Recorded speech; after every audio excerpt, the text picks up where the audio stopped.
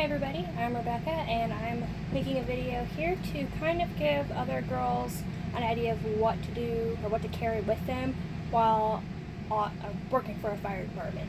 Because this is one thing that I could not find with a squad anywhere in the world, because it's just not something anyone thinks of when they have female firefighters or girls are just starting out and women are just starting out in the fire service and don't really know what to do. So I kind of have a list that I will refer to. It's long. I have 12 things. Oh no, check that, 14 things. And I'm just going to kind of look down here occasionally. It might be loud, the lighting's terrible, I'm in a camper. So first on our list is to keep your hair up. I always have mine braided. It's 3 foot long. It gets in the way of everything. Even if you have short hair, it helps to clip it back occasionally.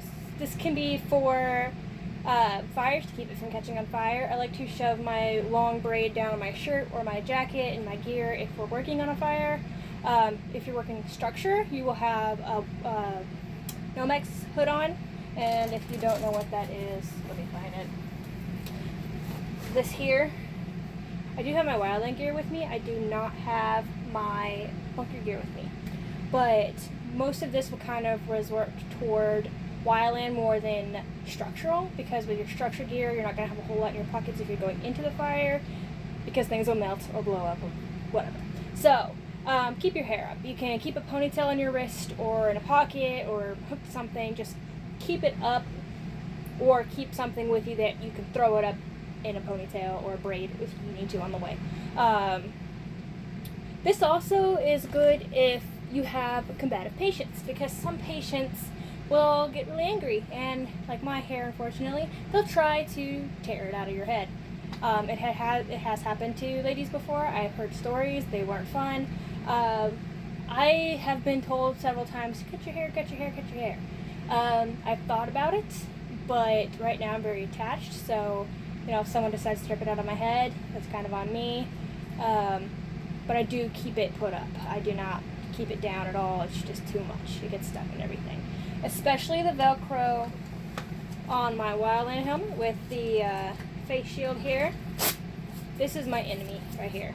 I've gotten my hair cut in it every single time I put it on. It doesn't matter how my hair is up. It doesn't matter if this is shoved up somewhere.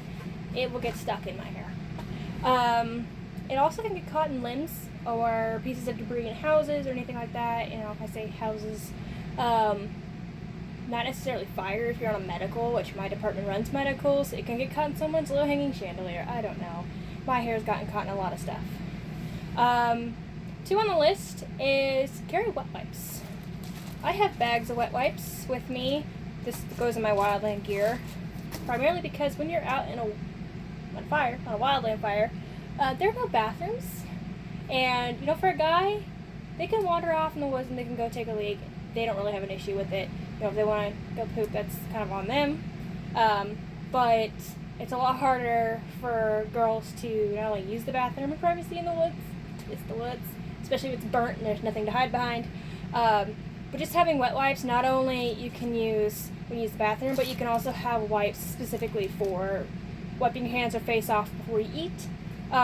If you do get a break and you get to eat. Sometimes you don't. The longest fire I was on was 10 hours.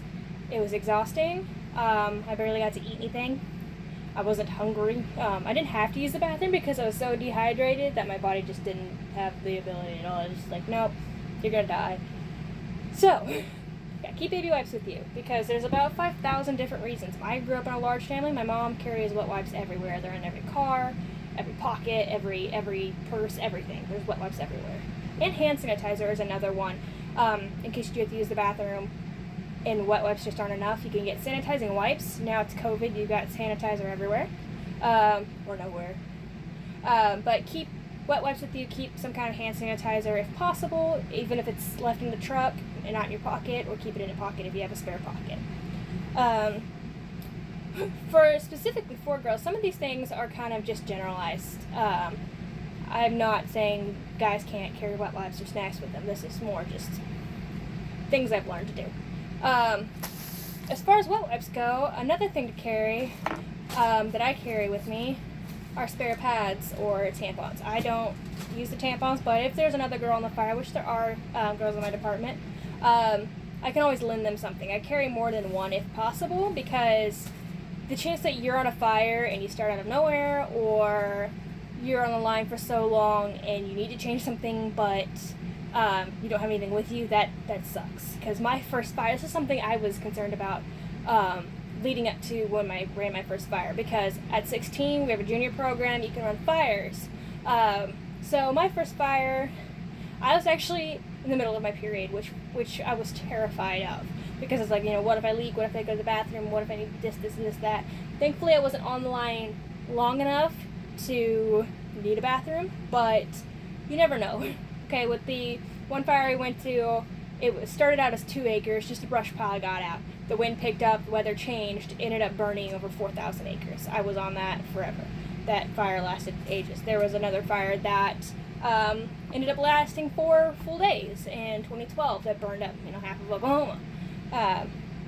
So in this bag, I have some bandages. I have some wipes, like Linge wipes. I also have tweezers, eye drops. This is just kind of like a whatever bag I keep in my wildland pocket. I have spare pads, and I even have gloves. And these are more so if, I don't know, I guess you could technically use them if you have medical, but I have them in there, so if I do have to use the bathroom, I can put them on and use it without having to get my hands dirty, even though they're already going to be dirty.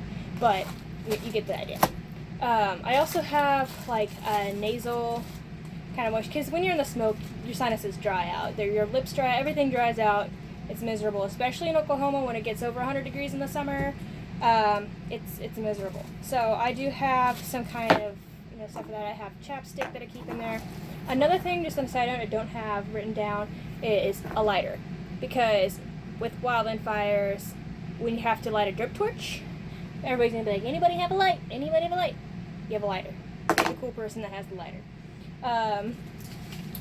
So that being said, moving on to our next one, have the multi-tool. If you have like the multi-tool with the pliers and the knives and the saws or whatever, or a screwdriver, you can carry that. It doesn't have to be huge, but even something small can help, because I've had so many instances on a fire where a truck broke or a pump broke or something malfunctioned or came off, or even my helmet that has screws in it for my shield has come loose, and just having something to tighten it back together, it helps wonders. And pocket knives, because you always need one of those. I carry 2 on me at all times in my EMS pants that I have on.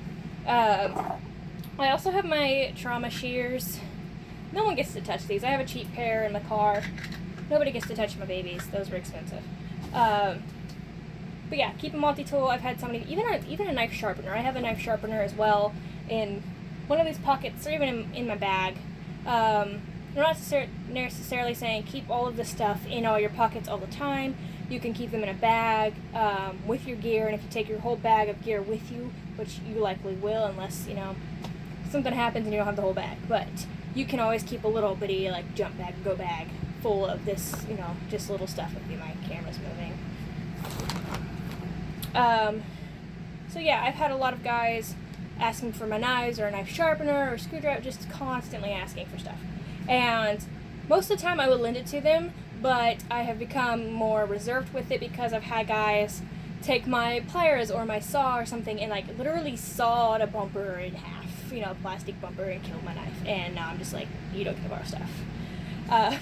So that's kind of on that side. Again, be the cool person, okay, that has the stuff with you. If you have the lighter, or you have, the multi-tool or the knife that somebody needs, and you're like, oh, hey, here you go, then it makes everybody's day a little easier. They don't have to fetch for it, they don't have to ask for it, they don't have to figure out something else. You kind of have it, and it also kind of gives you that edge. I am known for carrying everything on me. I have multi-tools, I have knives, I have chapstick and band-aids and everything in my pockets. Going to uniforms. Some departments have uniform. My department, we do not stay at the station. It is an on-call job.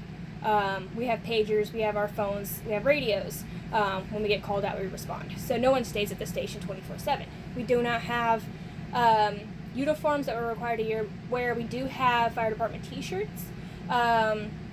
and I just personally have my own cargo pants that are EMS cargo pants and the boots.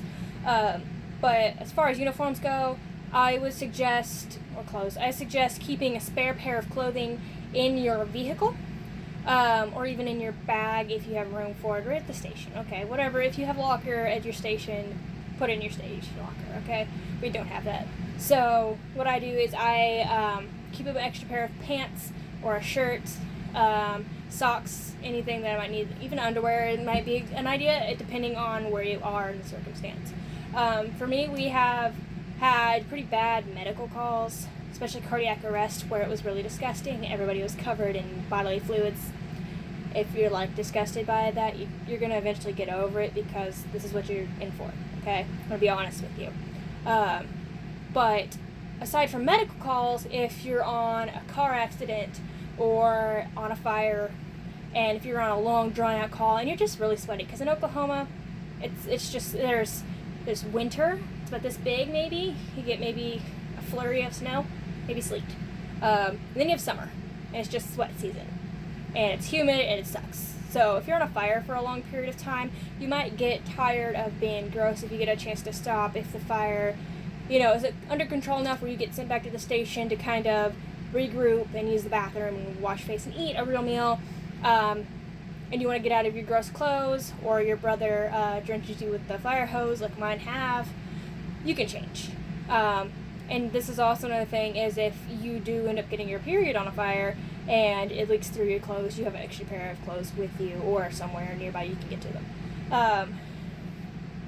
This especially socks, because your socks will get sweaty, your socks will get wet.